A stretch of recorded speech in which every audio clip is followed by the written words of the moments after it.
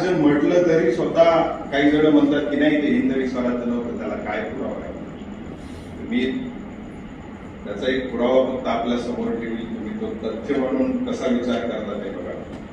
17 April 1645 साली रोहिरेश्वरांच्या परिसरातील एक सुभेदार आहेत दादाजी नरस्वरूप देशपांडे यांना शिवाजी महाराजांनी एक पत्र लिहिले.